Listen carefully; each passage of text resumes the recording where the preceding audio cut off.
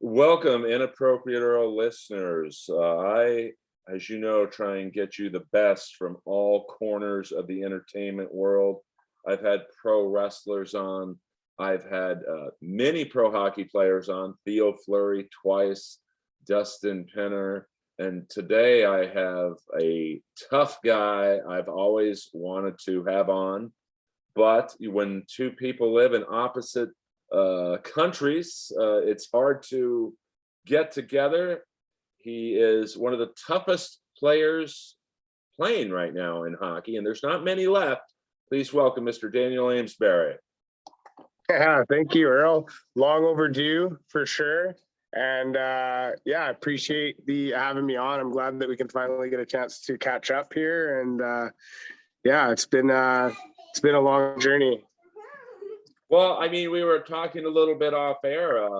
Players of your caliber, it's tough right now, from the NHL to AHL to ECHL and CHL. Really, even in juniors now, fighting is not necessarily frowned upon, but it's certainly being discouraged, even in the legendary LNAH, which I have many friends who played up there, and basically was a Quebec league that almost promoted fighting. Even they have, I think it's a 2-fight rule now, whereas before you would have a guy like, say, Joel Therio, whose nickname was the Animal, and Link The Gates, animal, the legendary Link Gates, who would get in 3 to 4 fights a game, and it was fine. Every game those guys were doing that. It's pretty that league has always been pretty wild, but it's really too bad, man. At the end of the day, I had this conversation the other day with Morrow on his podcast, and we were just talking about how it's they've tried to change it, and I think that at the end of the day, it comes down to a pocketbook thing more than anything. They say it's about player safety, but I think really at the end of the day, all these lawsuits that caught up to the NHL kind of made them decide that they wanted to get rid of fighting. But if you look at it now, now you got guys like Sidney Crosby, 1 concussion away from a career ender, where, we were talking about it the other day. It's like, wouldn't you rather have a guy making 500 or $1 million protecting a guy like that? And then, nobody's going to be taking runs at Crosby if they know that they got to answer the bell to a true heavyweight, So. Oh yeah, I mean, last night you talk about Crosby. He got hit by Jacob Trouba, exactly. If you look at the hit, it's I don't think it was a dirty hit, just because the way Trouba was positioned and the way Crosby was, he's a pretty fast player.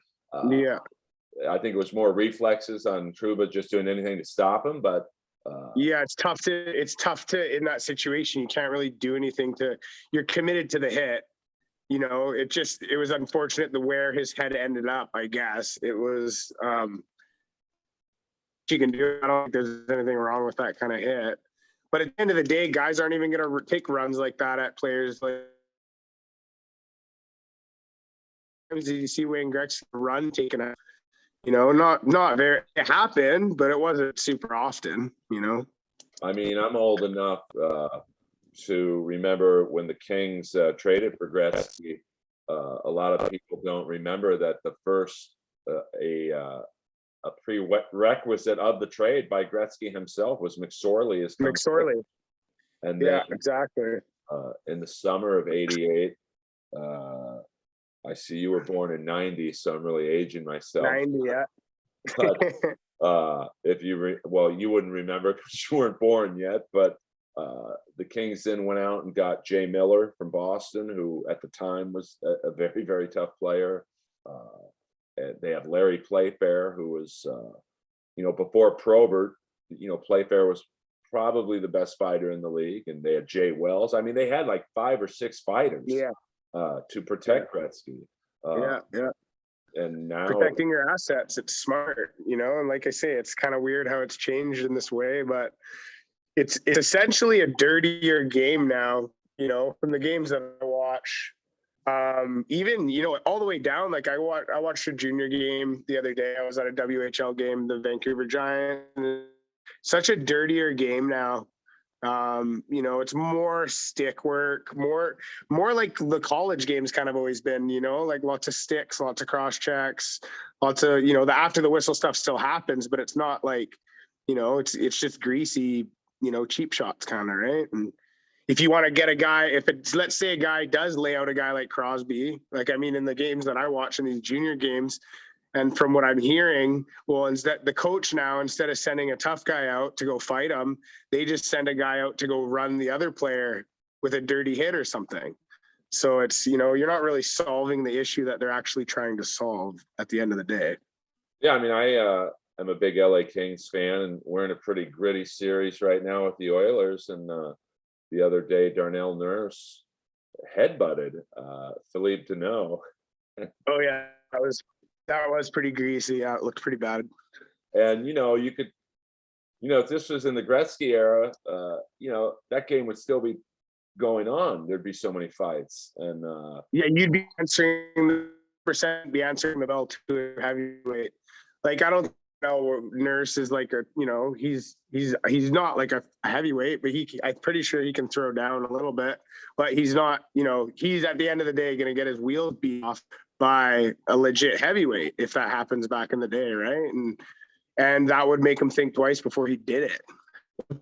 Yeah, I think that's the I mean, I'm just a fan, you're a player, but like I think as a fan of the Kings, you just want the other team to have it in the back of their head. Oh, if I headbutt Philippe Deneau or any player really, there's going to be a potential consequence.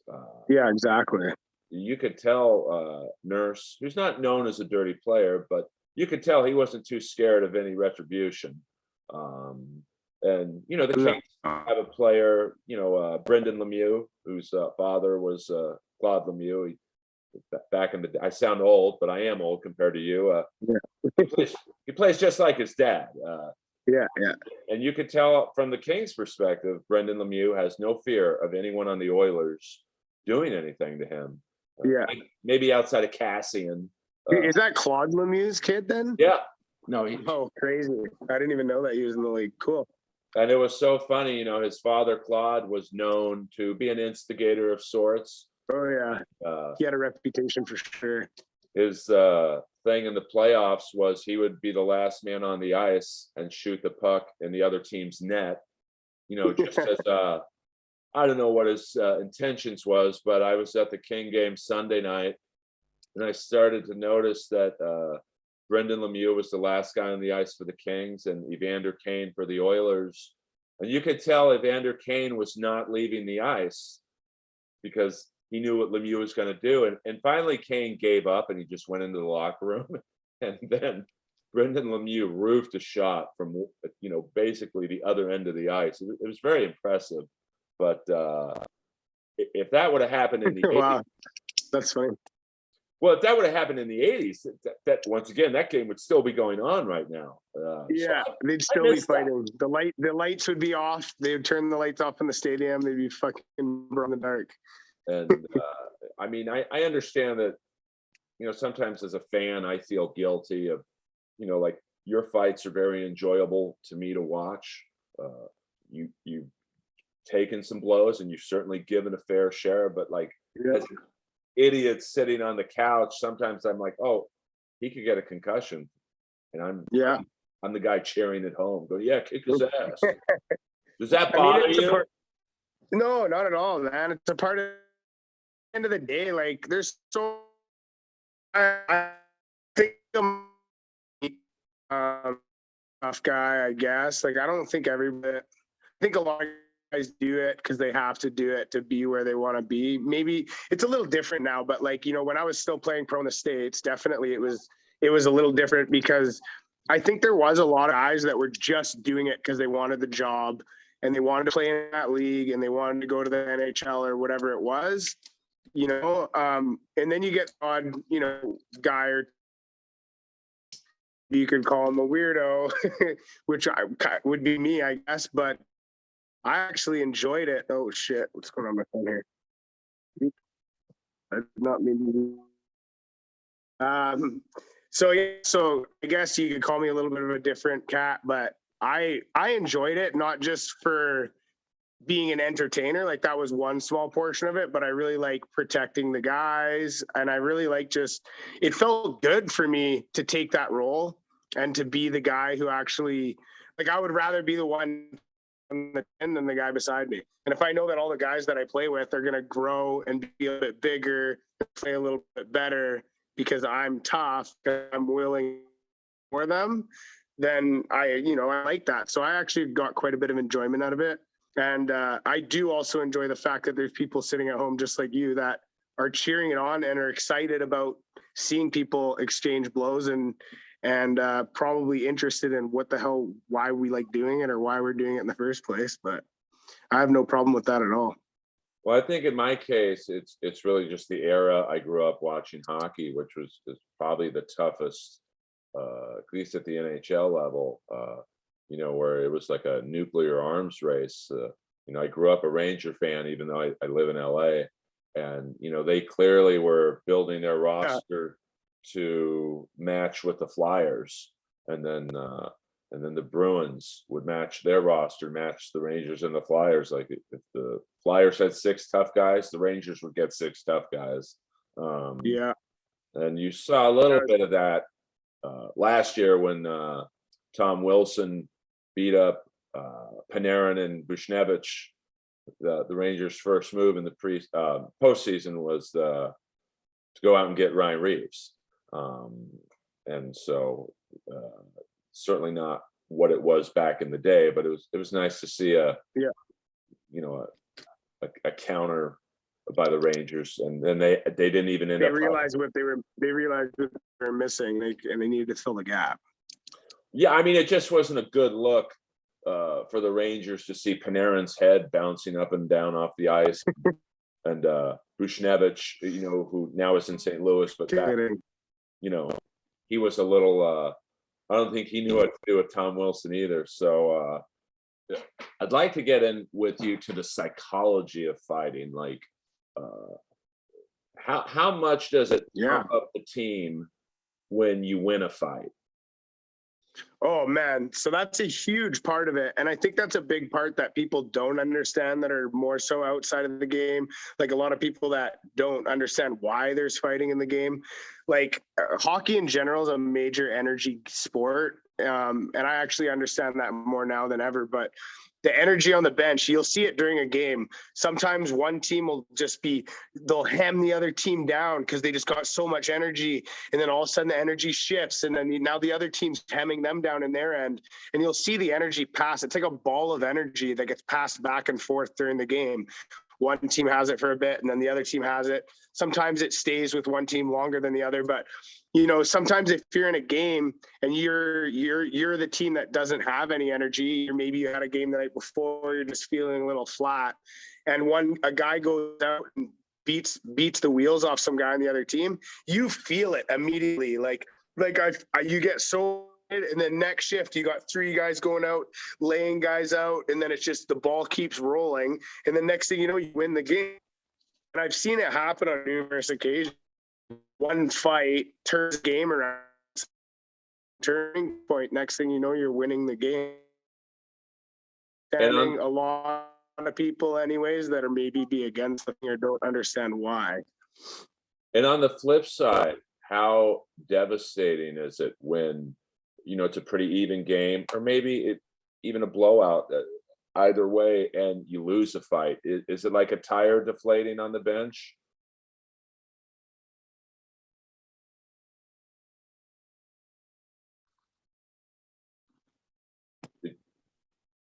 Did you hear that? I just lost you for a second there. Sorry. Oh no, I'll go. I lost you at devastating. How devastating is it on the flip side? Like I've seen many a fight that when you win and it pumps up the team and they go on to score 2-3 goals right after that fight. On the flip side, is it like a tire deflating on the bench when you lose? Not necessarily when you lose a fight, but I mean, Yeah, I'll answer these as like a spectator rather than like a fighter. Like if I'm on the bench and somebody else is fighting, because I think that's more so when I'm affected by the energy on the bench. But if I'm on the bench and like let's say we're up 3-0, or let's say we got lots of energy, we're playing really good, and then okay, now one of our guys squares up with one of their guys, and our guy gets his head caved in, immediately everybody flattens out and they're just like, oh shit. And that energy essentially it comes right out of you and goes to the other team. The other team's banging their sticks, they're all fired up. You're like, fuck, our guy just got his head caved in. For it flat right out. A number of different pump you up. Like maybe if you had a guy, every once in a while you could have you up. Maybe maybe it's a guy like one of your top guys that just decided to step up and fight someone. And at that point, it doesn't really matter if they win or lose. You're gonna get pumped up that they just showed up anyways. But generally speaking, it can flatten you out if a team the fight against one of your guys.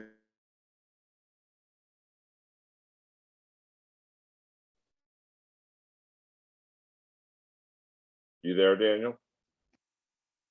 Yeah, it's kind of froze there.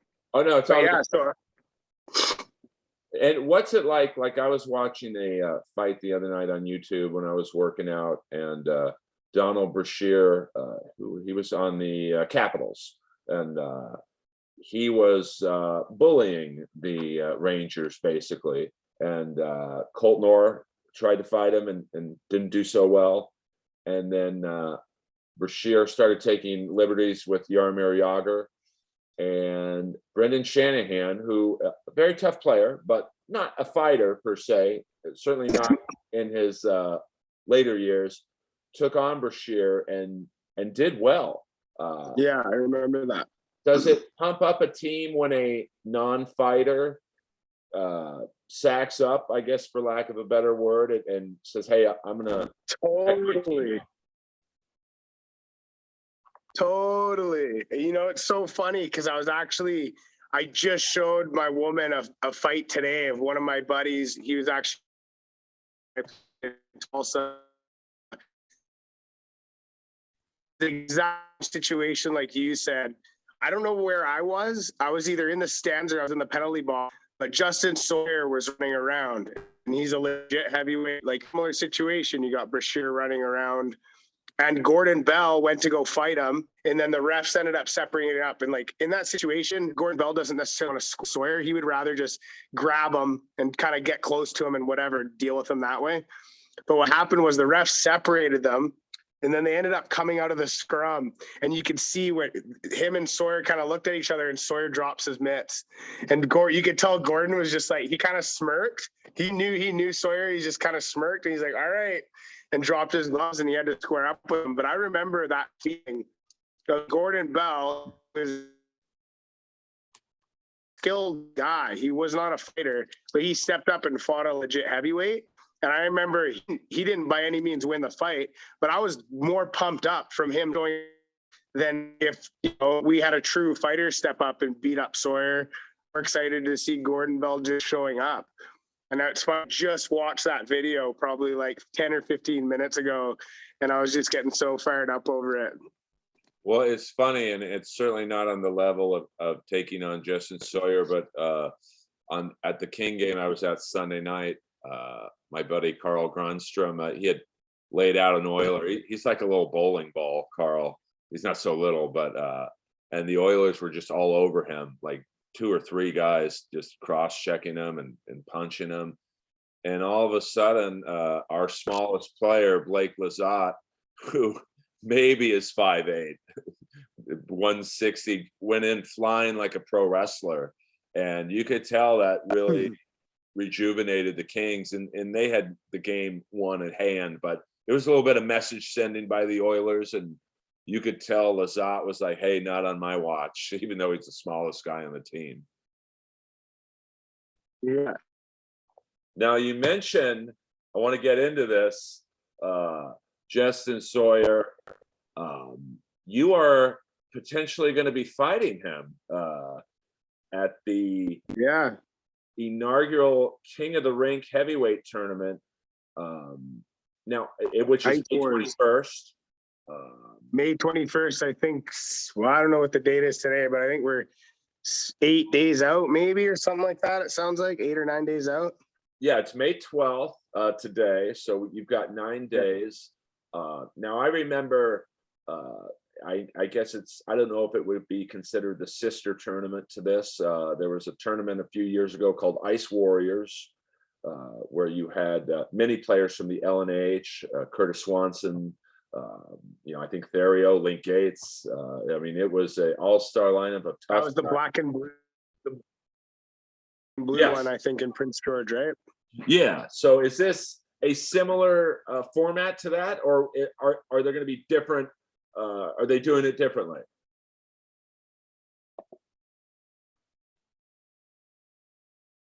So the last tournament they did, I think there was a couple adjustments that they did. Last time they had 16 guys, and I think it was just a little too much for the guys. I think some of them were fighting 4 or 5 times in one night, and it was just too big of a bracket, I think, just to be doing that all in one night. So in this event, they decided to go with 8 guys, which I think is better. And then another thing, they kind of, last time, I think they might have done 3 1-minute rounds, whereas this time we're doing 2 with 4 or 5 seconds in between. And then if there's a draw between those 2 rounds, they'll do like an overtime round. But that's my understanding anyways. So they've made a couple adjustments, but similar structure. And can you name, I'm trying to find a list of the players who are going to be in it. Oh, wait, I think what says legends in attendance. Do you know the 8 or 7 minus you, of course, do you know who else is in this? I'm assuming you do. Yeah, so I mean, Justin Sawyer, he's I think 6'6", 285 right now. So I fought him twice in the Central League. That's the only guy that I fought in it.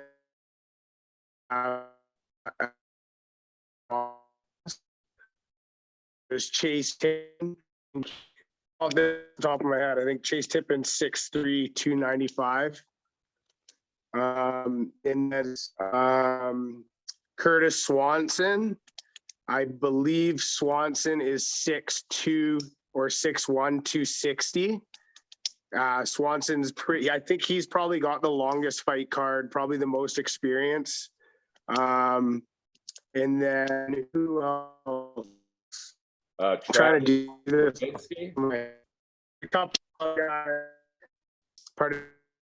I'm seeing a guy by the name of Travis Levitsky. Who else? There's another guy. Oh, right. Yeah. I think he's a football player or something, Levitsky. He's like 320 pounds. Yeah, they say he's 6'3", 318 pounds. Yeah, I don't know what the hell he's trying to do, but yeah, I heard of, I don't know what his deal is, but I think he's a football player. Play hockey. Reminds me of Happy Gilmore, remember?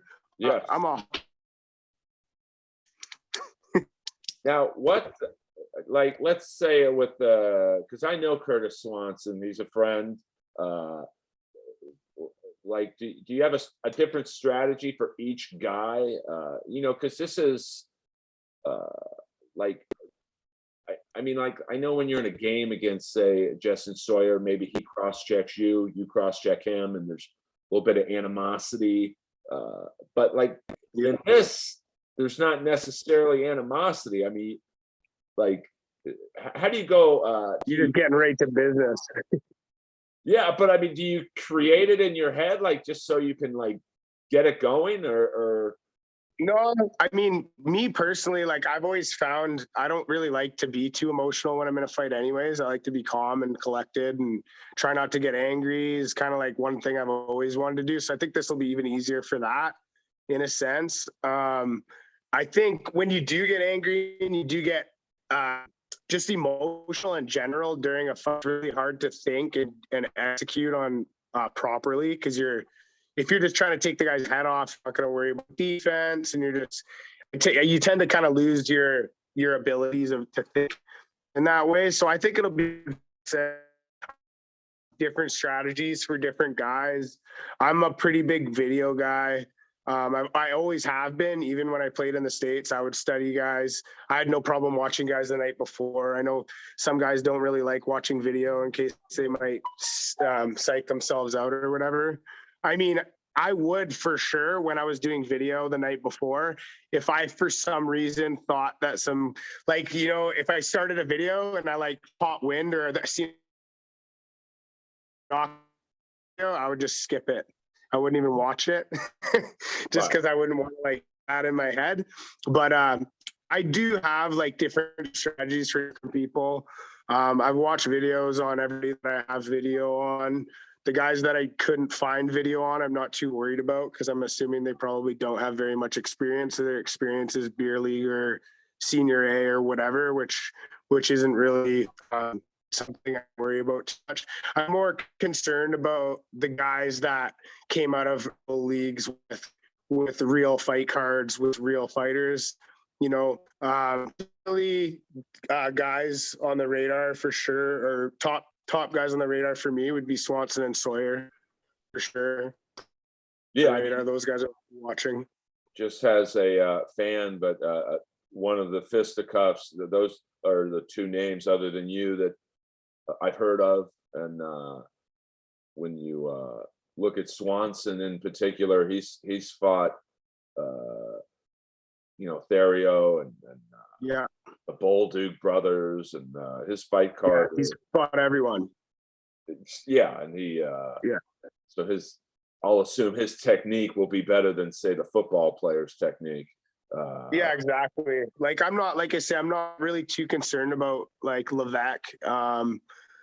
As far as I'm concerned, for over like 320 pounds, I don't care how good a shape you're in. I don't think 320 gates is intimidating to me personally. But I know that some of these guys, I think Swanson originally, I was like, oh, Swanson's 260. He played at 230. So my original thinking was like, oh man, this guy might be a little bit out of shape. But as I kind of did more research, it sounds like after he finished playing, he was up to like over 300 and something pounds, I guess. So he's cut down from over 300 pounds to 260. So I'm assuming Swanson's going to be in shape at 260, which is definitely something to think about and to keep in mind. At the end of the day, it's a little bit different in an event like this because you're shooting for points. Well, try not to get your head taken off. I think I'm the smallest guy I think the next lightest guy is probably 30 pounds heavier than me, at least. And you're smallest guy by quite a bit. You're not a small guy, like Yeah, exactly. Yeah, exactly. 6 foot 225, almost like, it's between 6 foot and 6'1", 225. I'm actually a little bit down right now. I'm probably about 222. But I was up to like 230, a little bit over 230, and then I cut down. So I'm pretty lean and I'm in the best shape of my life right now. So that's what I'm going to use to my advantage, man. I know that I'm in shape. I know what I need. Fighters. As far as guys like Sawyer, I fought him before, so I have a little bit of experience, which is good. But at the end of the day, I'm looking forward to it. I'm looking forward to putting on a show for the fans. I'm super passionate about this event in general, so I want to be a part of it, whether it's, I keep fighting in these events or I'm just a part of it and helping promote it or whatever. I want to be a part of it because I think it's cool. I think there's a major hunger for this kind of thing right now with not much fighting in hockey right now. And I just think that, I think it could do well. So I'd like to be a part of it regardless. That's why I decided I wanted to do this first one. And, I wasn't too worried. They told me that the division was going to be big, but I wasn't too worried about it. I don't really care, man. Morasti made a pretty good career out of fighting guys that were significantly bigger than him. So I know that it's possible, and I've done it before. I fought Sawyer, and I fought Bugard and Liza. So I'm ready to go, man. It's going to be exciting, and it's going to be fun to watch. I guarantee you that. And where can people, is this a pay-per-view or is it streaming? How can people watch it? So this one's going to be on, it's on fight.tv. So it's FITE.TV. I'm pretty sure most cable providers have that app or if you have a smart TV, that app should be on it. So if you go into that app and search Ice Wars, you pick it up. I think it's 9 for the event. It's on May 23rd. It'll be showing at 6 p.m. Pacific Standard Time. The event is in Edmonton, so it's 7 p.m. start, which would be 6 o'clock Pacific Standard. So yours would be 6. And I know I'm going to be watching it because I'm probably a guy that this event is tailor-made for in terms of the marketing.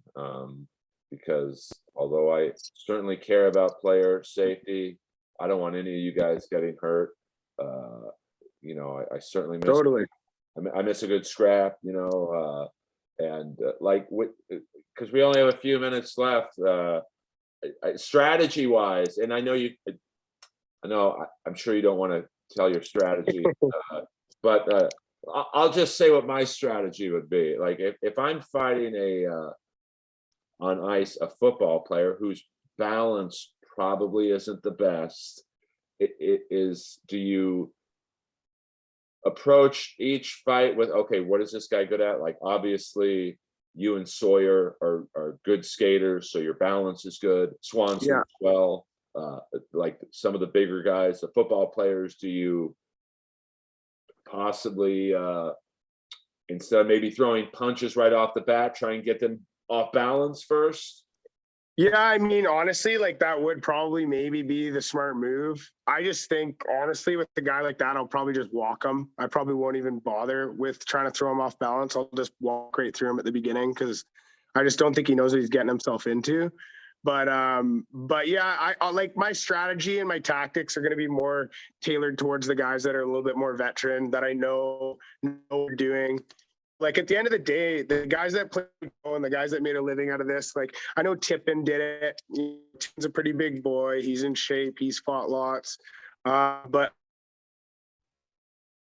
like it's a sport in itself, you know, like I consider myself like, it's like being a black belt in jiu-jitsu. Like I've dove so deep into the grappling side of it and all that, and just learning different types of techniques where, you know, during the fight, I might switch styles 3 or 4 times. So if a guy's not capable of being able to switch those styles during the fight, then I'm usually not too concerned about it. Cause you know, like at the end of the day, I have a style for everything.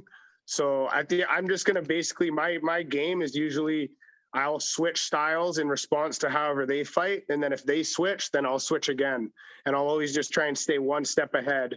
You know, I got like 4 or 5 different techniques that I've kind of mastered. And I'm just going to make sure I stay on top of it and switch those techniques quick enough that they can't get comfortable with one of them. Because I think a lot of people don't realize fighting on skates is definitely a skill unto itself.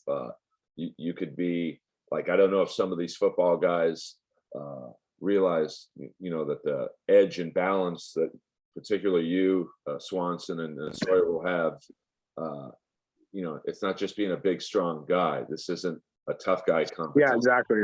Yeah, totally. And like, you know, like, so for me, I don't know how many years I was out of the game. I was out of the game for like maybe 5 or 6 years. But during those 5 or 6 years, I've been playing box lacrosse, which isn't really as big in the state, but it's getting there, but it's really big up here in Canada.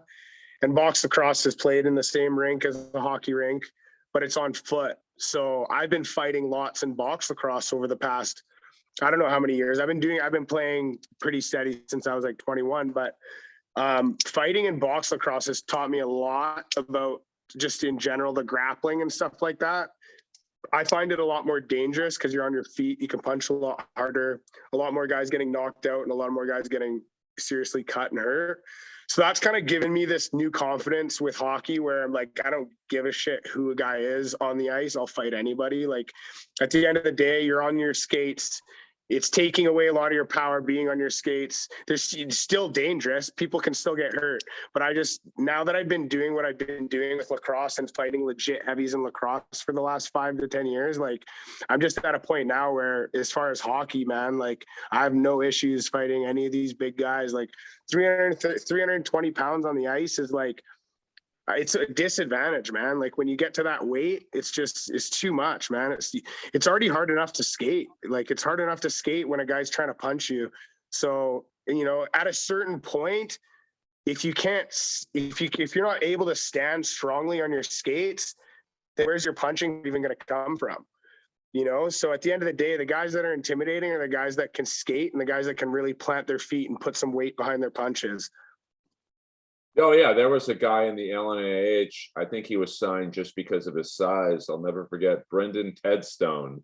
He was, I don't know, about 6'1", but he was almost 400 pounds. And Wow. if he didn't connect on the first punch, he would literally fall over. He would fall over. Yeah, exactly. Yeah. So, I mean, even though you had a guy like Therio or Jason Clark, who they probably tipped the scales at about 260. They had enough experience in junior hockey where they wouldn't fall over. But Daniel, this has been amazing. Yeah. So thank you so much for doing this. Where can people find you on social media, get in touch with you about your future hockey or lacrosse combat endeavors? Yeah, so I'm on Instagram. My Instagram handle is Ames_2_Bury. Yeah, like I don't think I'm too hard to find. If you search my name on Instagram or Facebook or whatever, I'm public on everything. So Twitter, same thing, same handle, Ames to Bury. And yeah, man, looking forward to Ice Wars. Super stoked we finally got to connect. It's been a long time coming. I think I don't know how many years ago we first connected, probably 6 or 7 years ago, I would say now. It's been a while. So it's an honor to, usually I don't interview people I've never met before. But the honor was all mine. And oh, me too, man. Thank you. And Daniel's a good dude. He does a job that very few people have the balls to do, because he's not a small man. And he's taking on giants like I almost said Kevin Sawyer. That was the guy who played back when I watched in the 90s. But Justin Sawyer's even bigger than Kevin Sawyer. And there'll be some cool celebrities at this thing from what I see. Frank Bialowas. I believe Morasti might make an appearance. Morasti's a judge, so he'll be there for sure. Who else they got? The previous winner, Dean Mayran, will be there. Yes, legend. He won the last event for the Sorel mission. So, Daniel, we will talk soon after. I hope we can interview you again, and we will see each other soon, my friend. Sounds good. I'll make sure I have the crown for the next one. You better, brother. Have a good one. See you later. Thank you. Yeah, you too, man. Good to talk to you. Likewise.